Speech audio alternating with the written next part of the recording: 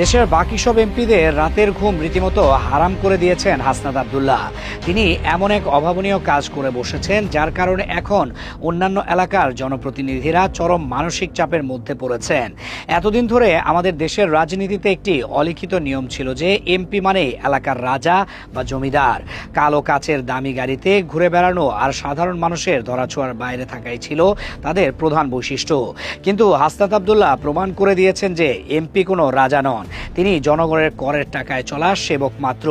তার এই একটি প্রমাণই অন্যান্য এমপিদের জন্য বিপদের কারণ হয়ে দাঁড়িয়েছে, কারণ এখন সারা দেশের মানুষ নিজেদের এলাকার এমপির কাছেও হাসনাত আব্দুল্লাহর মতো সাধারণ আচরণ এবং শতভাগ জবাবদিহিতা দাবি করছে। সম্প্রতি তিনি খুব সাধারণ একটি লাল জার্সি গায়ে দিয়ে ফেসবুক লাইভে আসেন। তার সামনে ছিল একটি ডিজিটাল বোর্ড এবং হাতে ছিল পেন্সিল। কোনো দামি পোশাক বা অহংকারী নেতার মতো তিনি কথা বলেননি, বরং একজন স্কুল শিক্ষকের মতো তিনি বোর্ডে লিখে সাধারণ মানুষকে বুঝিয়েছেন একজন এমপির আসল কাজ কি এবং জনগণের কি কি অধিকার আছে। এই লাইভটি 25,000-এরও বেশি মানুষ সরাসরি দেখেছেন। এই মানুষগুলো এখন খুব ভালোভাবে জেনে গেছেন যে সরকারি টাকা কিভাবে আসে এবং কোথায় খরচ করার কথা। ফলে এই সচেতন মানুষগুলোকে আর কোনোদিন বোকা বানিয়ে রাখা যাবে না বা তাদের দিয়ে নেতাদের পা চাটানো যাবে না।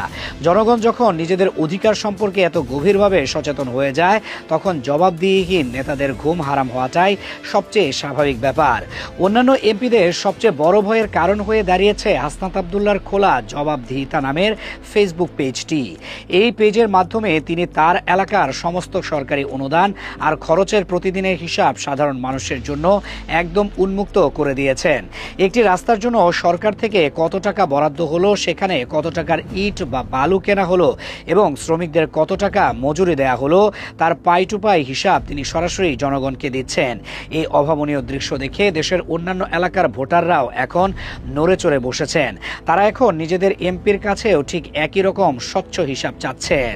দশকের পর দশক ধরে যারা জবাবদিহিতা ছাড়া সরকারি টাকা ইচ্ছে মতো খরচ করতে অভ্যস্ত ছিলেন, তাদের কাছে সাধারণ মানুষের এই সরাসরি হিসাব চাওয়াটা এখন এক বিশাল আতঙ্কের বিষয় হয়ে দাঁড়িয়েছে। এছাড়া তিনি তার লাইভে এমন কিছু সরকারি সুবিধার কথা সাধারণ মানুষকে জানিয়েছেন যা তারা আগে গুণাক্ষরেও জানতেন না।